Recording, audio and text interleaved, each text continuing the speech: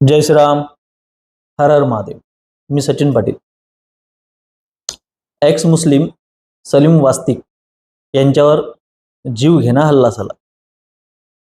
सर्वप्रथम तर एक दुर्दैवाची गोष्ट अशी आहे की महाराष्ट्रातल्या लोकांसाठी हा यूपी बिहारचा विषय आहे. जे की दिसतंय आपल्याला, हिंदुत्ववादी काही या विषयावर बोलताना भाष्य करताना दिसत आहेत, पण बाकीच्या लोकांना तर काय, ते महाराष्ट्रात थोडी घडलंय. आम्ही मराठी अमराठी प्रांतीय परप्रांतीय वादामध्ये, राजकारणामध्ये, मुख्यमंत्री बाप चोरलाय, पक्ष चोरलाय, 50 खोके एकदम ओके पासून ते तेव्हापासून ते आतापर्यंत एवढं गुंतलेलो आहे या बाकीच्या गोष्टींमध्ये की आम्हाला तर काही देणं घेणंच नाही आहे. मराठी मीडिया अजूनही ते हनुमंत पवारच्याच मागे धावते. अजूनही ते टिपू सुलतानची बॅनर घेऊनच नसतायत. किती स्वस्त मरण आहे हिंदूंचं, की कोणावर प्राणघातक हल्ला झाला. आज आपण म्हणतो की बाबा हिंदुत्ववादी सरकार सत्तेमध्ये आहे. हे हिंदुत्ववादी सरकारचं चूरण आता हे इतकं जुनं झालंय ना, की आपण अभिव्यक्तीबद्दल बोलतो.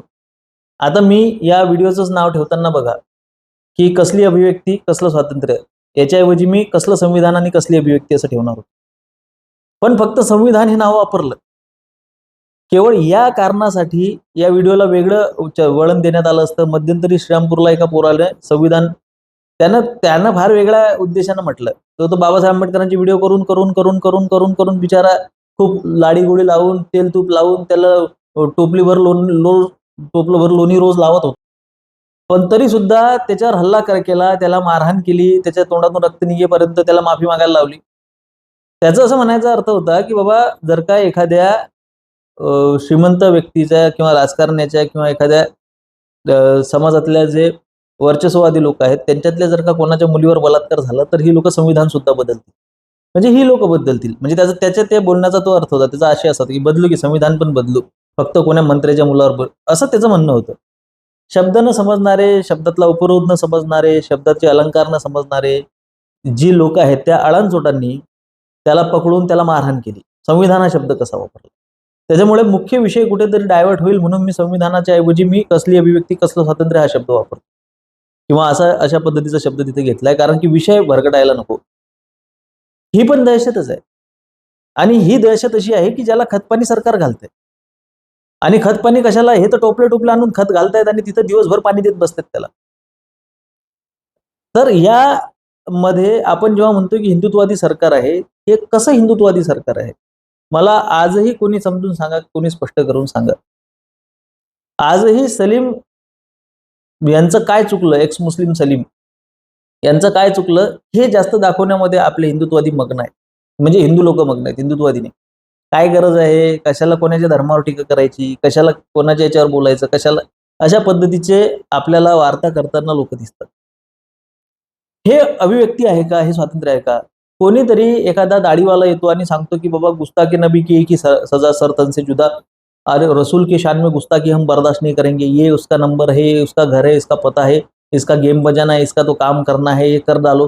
हे ओपनली ते येतात. लहान लहान मुलं त्यांची गाणी म्हणतात की या नबीच्या गुस्ताखीमध्ये जर कोणी काही बोललं. आणि याला कसं होतं, याला एक आंतरराष्ट्रीय प्रेशर आहे आपल्याला सांगितलं जातं. संपूर्ण जगामध्ये अशा पद्धतीचं वातावरण आपल्याला सांगितलं जातं. संपूर्ण जगाशी आपल्याला काय देणे घेणं आहे? भारतामध्ये कायदा आणि सुव्यवस्था राखणं कोणाचं काम आहे? आणि तुम्ही जर का ते राखू शकत नसाल आणि मुसलमानांना तुम्हालाही दबून राहावं लागत असेल तर मग काँग्रेस काय वाईट होती, हा मोठा प्रश्न आहे. कन्हैयालाल पासून ते उमेश कोल्हे असोत किंवा आपले कमलेश तिवारी असोत, मी तर याच्यामध्ये इतर लोकांची नावं सुद्धा घेत नाही. पालबंधूंचं नाव घेत नाही. 8 वर्षाचा मुलगा, गर्भावस्थेत असलेली पत्नी आणि ते बापाला, तिघांनाही यांनी कुऱ्हाडीने तोडून मारून टाकलं. अशा हजारो केसेस आहेत. पण त्याच्याबद्दल बोलत पण नाही मी. मुख्य 3 लोकांकडे आपण लक्ष केंद्रित करू की कमलेश तिवारी, उमेश कोल्हे आणि कन्हैयालाल.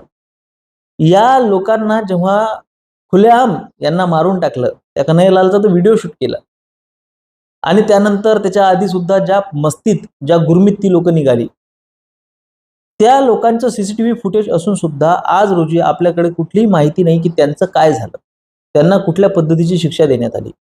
तुम्ही पोलीस प्रोटेक्शन तर सोडा, कमलेश तिवारींना तर पोलीस प्रोटेक्शन होतं. पोलीस प्रोटेक्शनमध्ये त्यांच्यावर हल्ला झाला, त्यांना मारून टाकलं. हे पोलीस प्रोटेक्शनची आपल्या हे आहे, लायकी आहे आपल्या देशामध्ये. पोलीस प्रोटेक्शनमध्येच Z+ सिक्युरिटीमध्येच त्या किरीट सोमय्यांना लाथा भुक्क्यांनी मारहाण झाली. पोलीस प्रोटेक्शनमध्येच नामदेव जाधव यांच्या चेहऱ्याला काळं फासण्यात आलं. या पोलीस प्रोटेक्शनमध्ये सगळे दुनियाभराचे हल्ले होतात. हे पोलीस प्रोटेक्शन काय कामाचं आपल्या देशामध्ये मला अजूनही समजलं नाही.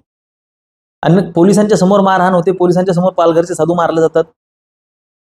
पोलीस नेमके आहेत कशासाठी हे या जगात न उलगडलेलं कोड आहे की भारतीय पोलीस यंत्रणा नेमकी कशासाठी आहे, त्याचं नेमकं काम काय आहे हेच आम्हाला समजायला आमची हयात निघून गेली की नेमकं पोलीस असतात कशासाठी आणि त्यांचं काम काय असतं. हिंदूंना शिवीगाळ करण्यासाठी, पोलीस स्टेशनच्या बाहेर हाकलून देण्यासाठी आणि मुसलमानांच्या दाळ्या कुरवाळण्यासाठी असतं का? तर असं त्याचं मी बी कदाचित उत्तर असू शकतं. किंवा इतर लोकांचे झेंड्याचे रंग बदलले की बस त्यांनी असं करून पोलिसांची बोलावून पोलिसांनी ऐकून घ्यावं याच्यासाठी प्रशासन असतं. हे नेमकं काय कारण आहे याचं अजूनही याचा उलगडा व्हायचा आहे. आणि ह्या पोलीस प्रोटेक्शनमध्ये कमलेश तिवारींची हत्या झाली आणि त्या हत्येनंतर तुम्ही एक एक्झाम्पल सेट करू शकले नाही समाजामध्ये की बाबा हे अशा पद्धतीने जर का तुम्ही कराल तर आम्ही तुमच्यासोबत हे करू, तुमच्यासोबत आम्ही असं करू. असं कुठल्याही पद्धतीचं एक साधं उदाहरणही आम्ही सेट करू शकलो नाही समाजात. दुसरी गोष्ट म्हणजे अशी आहे की पॅराडॉक्स बघा कसा आहे की एकीकडे आपल्याला हिंदूंना विवेकी बनवण्यासाठी सगळं सामदाम दंडभेद ही यंत्रणा वापरणं सुरू आहे. हिंदूंनी सहिष्णू असलं पाहिजे, हिंदूंनी हिंदू म्हणून एकत्र आलं पाहिजे, हिंदूंनी जाती सोडल्या पाहिजेत, हिंदूंनी त्यांच्यातल्या दलितांना, पिछड्यांना मुख्य प्रवाहात घेण्यासाठी कॉम्प्रोमाइजेस केले पाहिजेत, सॅक्रिफायसेस केले पाहिजेत, UGC सारखे ऍक्ट त्यांनी सहन केले पाहिजेत. हे आम्हाला संघाची लोक फार समजून सांगत आहेत. पाणी पिऊन पिऊन समजून सांगत आहेत की कशा पद्धतीने अॅट्रॉसिटी ऍक्टची आवश्यकता आहे, कशा पद्धतीने UGCची आवश्यकता आहे, कशा पद्धतीने आरक्षणाची आवश्यकता आहे, कशा पद्धतीने EWS हटवण्याची आवश्यकता आहे, कशा पद्धतीने तुमच्या फीज वाढल्या पाहिजेत, कशा पद्धतीने तुम्ही घासून घासून मेले पाहिजे, हातपाय घासून तुमच्या तोंडातून फेसून तुम्ही मेले पाहिजे, ते तुम्ही ह्या मरायच्याच लायकीच्यात, कारण हिंदू एकत्र असला पाहिजे. हे जेव्हा आम्हाला समजून सांगितलं जातं, आम्ही एवढं विवेकी असलो पाहिजे, आम्ही इतके सहिष्णू असलो पाहिजे, हे जेव्हा आम्हाला समजून सांगितलं जातं, ते विवेकी बनण्याच्या रेसमध्ये आम्हाला हेही समजून सांगितलं जातं की बाबा राजू परुडेकर जर का येऊन ब्राह्मण धर्म हिंदू धर्म नाही आहे, हा ब्राह्मणी धर्म आहे, ते घरामध्ये पूजा करतात आणि तो टर उडवतो, प्रत्येक शब्दाला टर उडवतो, तो हसतो, त्याचा इंटरव्ह्यू घेणारा असतो, कमेंटमध्ये लोक असतात. जेव्हा धर्माची टर उडवण्याची इतकी प्रचंड मुभा एका व्यक्तीला देण्यात येते, देश मागे असण्यामध्ये गव्हर्नमेंट पॉलिसीचा हात असतो. तुम्ही काय मानता काय मानत नाही याच्यावर नाही. असं जर म्हटलं तर व्हेटिकन सिटी हे जगात सगळ्यात मागे पाहिजे होती. व्हेटिकन सिटीमध्ये तुम्हाला जर का पोप बनायचं असेल, फादर बनायचं असेल, एक्झॉर्सिस्ट बनायचं असेल तर तिथे चमत्कार दाखवावे लागतात. हे लोकांना माहिती नाहीये. इटली सारख्या ठिकाणी मी वारंवार हे उदाहरण देत असतो की मोठमोठे एक्झॉर्सिस्ट तिथे भूत घालवणारे लोक असतात, जे स्वतः मी 5,000 10,000 लोकांच्या शरीरातलं भूत काढलं हे दावा करतात, पण तिथे कुठलाही दाभोळकर उठून त्यांच्या विरोधात भाष्य करत नाही की याच्यामुळे इटली मागे राहील. कारण की इटली मागे नाहीये, इटली पुढे आहे, इटली प्रगत आहे. इटली का प्रगत आहे? कारण की तिथले काही धोरणं राबवल्या गेलेली आहेत, तिथलं गव्हर्नमेंट तशा पद्धतीचं आहे. शासकीय धोरणं ठरवत असतात की देशाची गव्हर्नमेंट पॉलिसीज ठरवत असते की देशाची दिशा काय असेल, दशा काय असेल, ती या देशाची लोक ठरवत असतात. त्या देशामध्ये किती हिंदूबाजी आहे, किती बुवाबाजी आहे याच्यावर त्या गोष्टी ठरत नसतात. पण आपल्याला कायमस्वरूपी हे सांगितलं जातं की देश का मागे आहे अंधश्रद्धेमुळे. पण कसंही करून जेव्हा तुम्ही हिंदू धर्मावर टीका करता तेव्हा वास्तविक पाहता की कोणत्याही प्रश्नाचं उत्तर पटकन असं, जसं मला काल परवा म्हटलं की पुराणांचे पुरावे द्या, हनुमंतरायांचे पुरावे द्या, रामायणाचे पुरावे द्या, दाखले द्या. तर मी नेहमी सांगत आलेलो आहे की ह्या ज्या कथा आहेत, ह्या ज्या बोध कथा आहेत, ह्या जी पुराण आहेत, हे जे महाकाव्य आहेत, महाकाव्यांमध्ये ज्या आलेल्या कथा आहेत, ते इंटरप्रिटेशन आहे. उपनिषदांचं, वेदांचं हे इंटरप्रिटेशन्स आहेत. ते खूप परत दर परत आपल्याला ते समजून घ्यावे लागतील.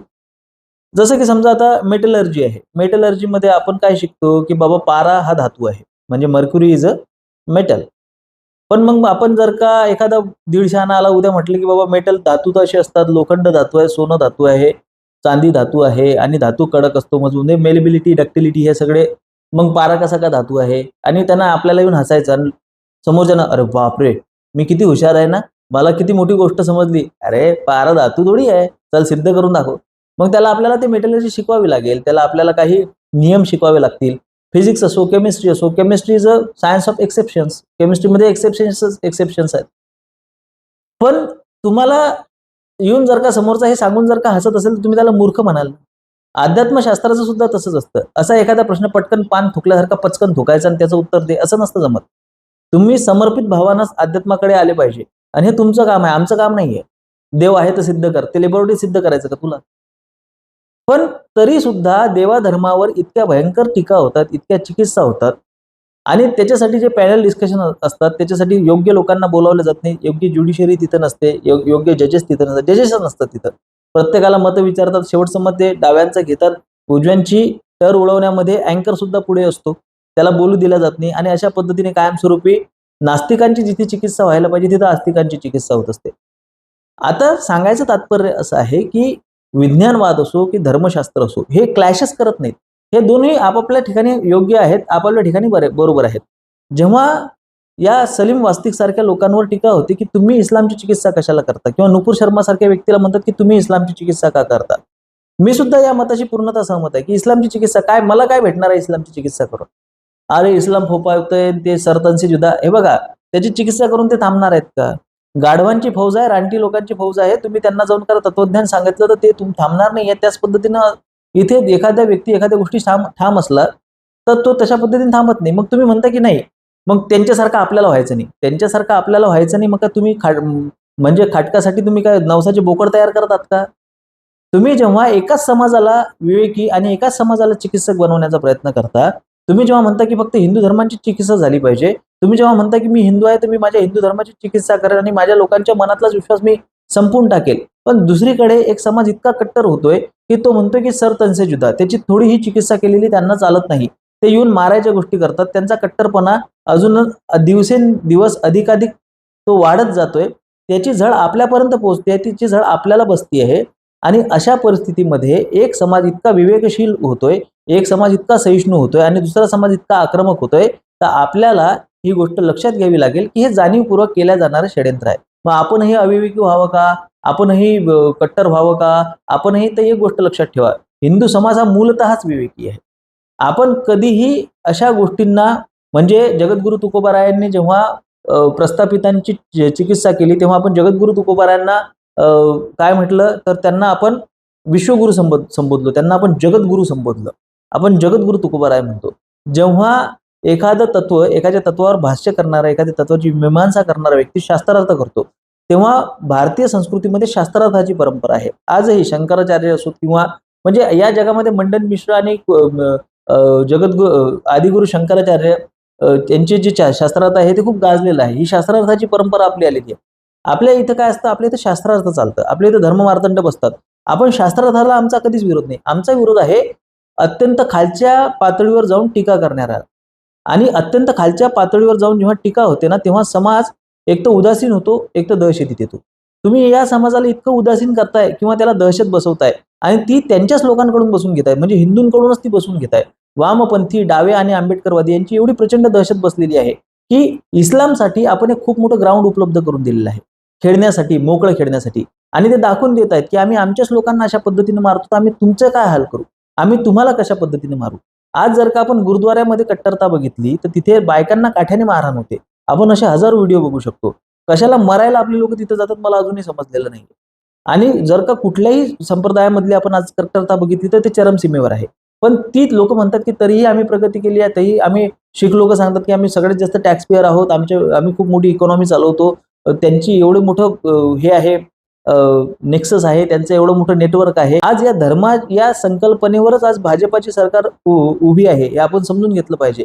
पण त्याच धर्माला मातीत घालण्याचं काम ते 200% अधिक वेगानं करत आहे, हेही आपण समजून घेतलं पाहिजे. 370 हटवली, राम मंदिर बांधलं, या दोन गोष्टी आपल्याला सांगून इतर गोष्टी, म्हणजे आजही कमलेश तिवारी पासून तर उमेश कोल्हेपर्यंत आणि नुपूर शर्मा पासून ते आपल्या सलीमपर्यंत, सलीम वास्तिकपर्यंत, जर का सरकारकडे कुठलीही ध्येय धोरणं नाही आहेत, जर का सरकारकडे कुठलाही प्लॅन नाही आहे प्रॉपर, जर का सरकार कुठेही यांना थांबू शकत नाही आहे, या कट्टरपंथाला दाबू शकत नाही आहे, कलम 370 हटल्यानंतर किती पंडितांचं तिथं पुनर्वसन झालं हा प्रश्न आपण विचारू शकत नाही. राम मंदिर बांधल्यानंतर तिथे जे 5 एकर जमीन दिलेली आहे मशिदीसाठी, ती का दिल्या गेलेली आहे आणि हा मग कसला विजय आहे हे आपण विचारू शकत नाही. तिसरी तुम्ही एक गोष्ट दाखवा, मी त्याची विपरीत गोष्ट दाखवतो. वफ बंद करण्यासाठी आम्ही बिल आणायच्या गोष्टी करतो, दुसरीकडे आम्ही वफला इतक्या ताकदीने अनुदान देतो. 3500 कोटीचा प्लॅन आम्ही करतोय, 3500 कोटीचं बजेट सँक्शन करतोय आम्ही, कोणासाठी, मुसलमानांसाठी, त्याच्यामध्ये सुद्धा वफचा आम्ही उल्लेख करतो. या पद्धतीने जर का चालत असेल तर काँग्रेसही हेच करत होती. हिंदूंमधले जे साप आहेत, हिंदूंच्या आस्थींचे जे निखारे आहेत, या आस्तीनीतले निखारे हिंदू धर्माला उदासीन करत आहेत. त्यांच्यासाठी तर आपण काही करू शकत नाही. वेगवेगळ्या वादाच्या नावाखाली वामपंथाच्या नावाखाली, डाव्या विचारसरणीच्या नावाखाली, आंबेडकरवादाच्या नावाखाली हिंदू धर्माची प्रचंड घाण पद्धतीने चिकित्सा चालू आहे. त्याच्यातून हिंदू मनाचं जे मॉरल डाऊन होत आहे, हिंदू ज्या पद्धतीने उदासीन होतोय, हिंदू ज्या पद्धतीने ज्याला म्हणतो आपण त्याची क्षती होत आहे, त्याची वैचारिक क्षती होत आहे, तेजहीन होत आहे. या गोष्टीचा जर का विचार केला तर आपल्याला भविष्यामध्ये एक गोष्ट दिसून येईल की हे फक्त एक झाकी आहे. सलीम वास्तिक ही फक्त झाकी आहे. आता अलीकडे ती त्यांच्या लोकांना धडा शिकवत आहेत, पलीकडे गेल्यानंतर ते कोणाकोणाला धडा शिकवतील आणि ते 15 मिनिटाची गोष्ट खरी झाल्याशिवाय राहणार नाही. कोणी उठतं आजकाल आणि 15 मिनिटाची धमकी देतं, 15 मिनिटाची शांतीची मागणी करतं आणि ती गोष्ट त्या लोकांना माहिती आहे की ते असं बोलू शकतात. ते असं बोलू शकतात कारण की ते असं करू शकतात. ते असं करू शकतात कारण की त्यांना माहिती आहे की समोर हिजड्यांची, हाणग्यांची, शंडांची, नपुंसकांची फौज आपल्या उभी आहे आणि हे आपल्याला त्याचं काय करायचं आहे? आपल्या घरापर्यंत आलंय का? कशाला इस्लामची चिकित्सा करायची? कशाला कोणाच्या फाटक्यात पाय घालायचं? आता काल सुद्धा मी एक खाली कमेंट बघितली की याला दलिताचा खूप राग आहे, हा कायमस्वरूपी. बाबा राग नाही आहे रे. तुला जर का थोडीशी अक्कल असेल ना भोसडीच्या, तर तुला एक समजलं पाहिजे की मी फक्त खंडने देतोय. माझ्या देवावर तुम्ही का गरळ ओकताय? माझ्या धर्माची का आम्ही करणार, हा आमचा संविधानिक अधिकार आहे. ही दादागिरी आहे भैया. ही दादागिरी आहे. आम्ही करणार, तू कसा काय करतोय? तू गरळ ओकतोय. गरळ या शब्दाचा अर्थ व्याकरणाचा तुमचा संबंध आहे का? मराठी शब्दांचे अर्थ आपल्याला समजतात का? गरळ ओकण्याचा अर्थ काय असतो? खंडन म्हणजे गरळ ओकणे नाही. मी तुमच्या विचारलेल्या प्रश्नाला, तुमच्या केलेल्या सादाला मी प्रतिसाद देतोय. तुम्ही साधच घालू नका, मी प्रतिसाद देणार नाही. आमच्यासारखी लोक हे धर्मरक्षण करत आहेत आणि हे आम्हाला दिलेला आदेश आहे धर्म रक्षावासाठी. जगद्गुरु तुकोबारायांचा आदेश आहे. त्याच्यामुळे गरळ ओकणे नेमकं काय आहे? गरळ तुम्ही ओकताय. उठता बसता हाकता मुतता जर का तुम्हाला प्रत्येक वेळी तुम्हाला हिंदू धर्माला शिव्या द्यायचे आहेत तर तुम्ही आत्मपरीक्षण केलं पाहिजे. तुम्ही चिकित्सा केली पाहिजे की 70-75 वर्ष झाले आपण आपल्या सुविधा भोगतोय, आपण आरक्षण भोगतोय, सगळं हे करतोय, तरी सुद्धा आपल्याला आजही हिंदू धर्माला, हिंदू देवी देवतांना शिव्या द्याव्या लागतायत. याच्या मागे कारण काय असेल? याची चिकित्सा आपण केली पाहिजे ना स्वतः, म्हणजे तुम्ही केली पाहिजे ना. पण ते न करता जर का एखादा व्यक्ती स्वधर्माच्या संरक्षणासाठी पुढे येतोय तर ते अरे आम्हाला काय संरक्षण आहे? आमचे जीव, आम्ही किती उदार आहोत आमच्या जीवावर, आम्हाला किती धमक्या असतात. आमच्या जवळ स्वतःच्या यंत्रणा सुद्धा नाही आहेत. स्वतःच्या यंत्रणा आहेत पण त्या ठेवण्यासाठी आजही कित्येक मुलं असे आहेत की दादा तुम्ही हाक द्या आम्ही येऊ. पण अरे त्यांना पण घरबार आहेत, त्यांना पण घरदार आहेत. त्यांना आम्हाला काही फंडिंग येते का? आम्हाला काही गव्हर्नमेंट फंड करते का? ज्या मिळालेल्या साधनांवर, मिळालेल्या उपलब्ध गोष्टींवर आम्ही लढतोय आणि आमचाच जीव जर का अशा पद्धतीने धोक्यात असेल आणि आम्हाला जर का संपवण्याचं षडयंत्र जर का चाललेलं असेल तर लक्षात घ्यावं की सरकार नेमके आहे कोणाची आणि कोणासाठी काम करते. या सगळ्या गोष्टींचा सारासार विचार केला गेला पाहिजे. त्यासाठी तुमच्या सहकार्याची अपेक्षा आहे. धन्यवाद. जय श्रीराम. हर हर महादेव.